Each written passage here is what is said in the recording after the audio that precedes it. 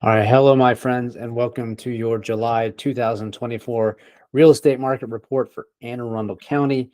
Let's dive into this report and talk about what's happening. We're going to talk about three things: inventory, interest rates, and home values. Again, this is really specifically targeted to Anne Arundel County here in Maryland.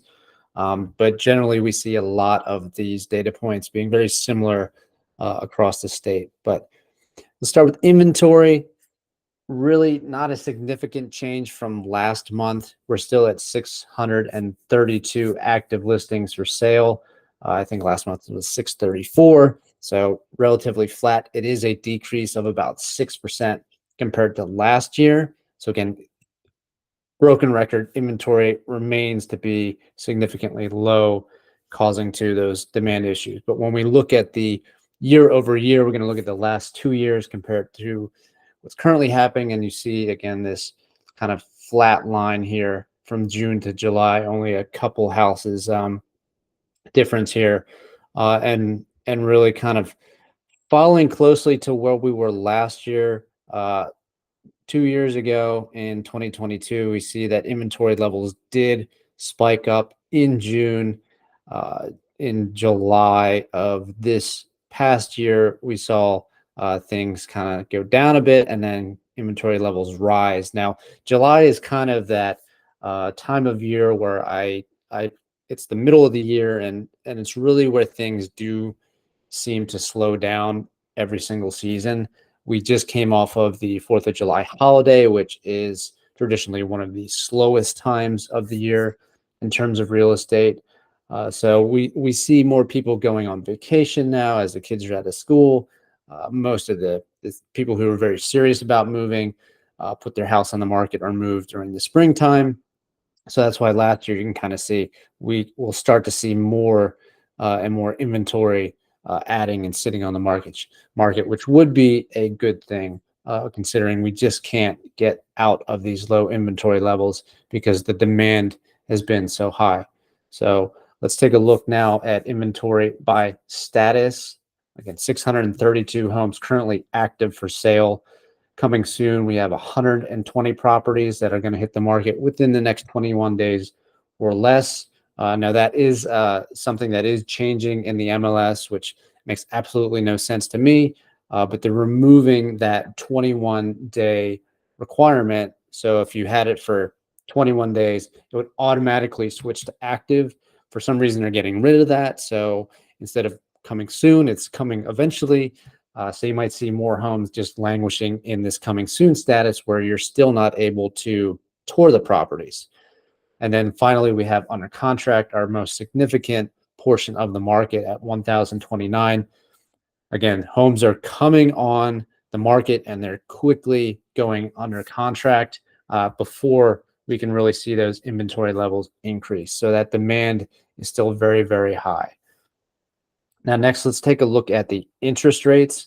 Obviously, interest rates are on everyone's mind and have been for the last several years after seeing historic lows and then historic increases in getting from basically 3% up to 8%. We've kind of leveled out. 7.08% is the current average interest rate for a 30-year fixed mortgage. This did dip down a little bit, but almost exactly where we were when I made the video last month in June. Over the past week, it has ticked up a little bit, 8 basis points. But if we look at the chart here historically, you can see we were down at like 6.99, 6.96. So we just got under 7%. And the reason I compare it to the 10-year Treasury is because this is what mortgage rates tend to follow. And you can see a little note here at the bottom. It's supply-related factors that really and demand-related factors that drive the 10-year Treasury, and then the mortgage interest rates follow that. Things such as the Fed funds rate. So that's when you see Jerome Powell talking about reducing the rate or holding or increasing that rate, the Fed fund rate does affect the 10-year Treasury, which then is followed by mortgage rates. But you also have trade, you have regulatory policies, and inflation is a big one. all of that is going to affect what mortgage rates are in the long run. The other thing affecting rates, other than those factors I just mentioned, is the spread that it follows. So historically, the spread has been closer to about 1.72%. You can see the current spread is at 2.7%. So we saw a little bit of an improvement there. So if that were to tighten, rates could get better without necessarily having some of these other factors come into play. But those are the two main things that we look at in terms of what rates are going to do. How does this affect your payment? Well, if you were going to borrow $500,000 and then you had an additional $500 with your taxes and insurance on that payment, currently at 7.08% interest, you're going to be paying $3,853 about per month. That's about $20 more than what my numbers were last month because we went up 0.02% or something like that. So again, very similar. What we're looking for with interest rates in the purchasing market is less volatility. We want to see those rates stable. Obviously, we'd like to see more of a slow decline, get things a little bit more affordable for buyers. But overall, it's the volatility that can be really challenging if rates are at 6% and you get pre-approved on that payment. You can see 3,523, and then it goes up 2 points to 8%. That's a significantly higher monthly payment. So we want to see less volatility in the rates going up and down, more staying stable, or obviously a slow decrease, like I said, making things more affordable if you're purchasing a home.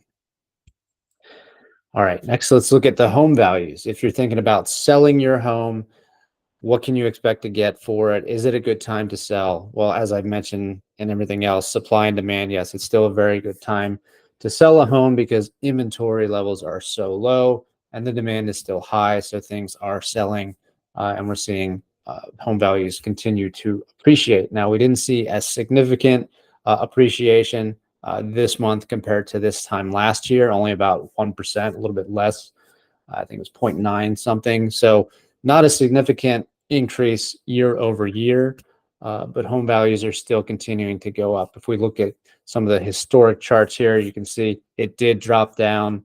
The green line is going to be this year compared to last year, the white line, almost exactly where we were for home values. But overall, these lines are pretty consistent. You can see slowly they're kind of stacking up on one another. So home values do continue to appreciate. And as the inventory rises, you can see the home values actually went down this upcoming stretch. So into this is actually for last month. So obviously it's beginning of June. I don't have numbers for what has sold, but you can see July, we saw prices tick down a little bit. 2 years ago, same kind of trajectory. So again, getting into the second half of the year, things slow down. We start to see a little bit more inventory come on. And that means, the demand is a little bit less. So prices do tend to drop a little bit. Not going to see probably a whole ton of inventory come on and prices drop. But it is a better time of year statistically if you're looking to buy, seeing what these rates do. If you can get locked in at a decent rate with less shoppers in the market this time of year, you could be able to get something. I don't want to say at a discount, but possibly a little bit less than what you would have when you're competing in the spring when we have more people in the market looking. So let's look at the last factor here, which I added in, days on market, just so you can get a sense of the speed at which things are selling, because I think this really does put things into context, even though, I mentioned that, we might see inventory levels start to rise, and we might see average or median home values come down a little bit this portion of the year. Just understand that there's still a lot of demand out there and there's a lot of interest, and homes are selling very quickly. So detached single family homes are selling in a median of 6 days on market. That's less than a week. Townhomes and condos, only 5 days. So a little bit more affordable entry point. So tend to get a little bit more demand on those properties compared to the detached, which might include, multi-million-dollar homes that are going to typically sit for a little bit longer because there's a smaller buyer pool. But overall, 6 days, 5 days, it's very, very fast.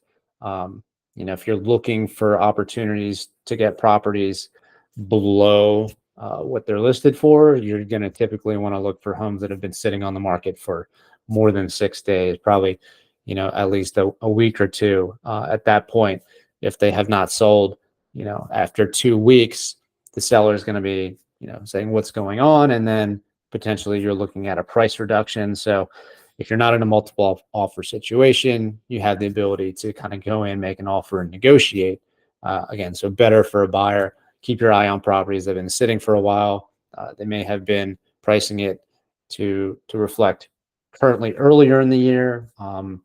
Maybe getting a little bit greedy and not really having the same demand if it's not priced correctly. So that's going to wrap it up for this month's market report. If you have any questions, please don't hesitate to reach out or leave a comment on whatever platform you're watching, and please do reach out if you're thinking about buying or selling.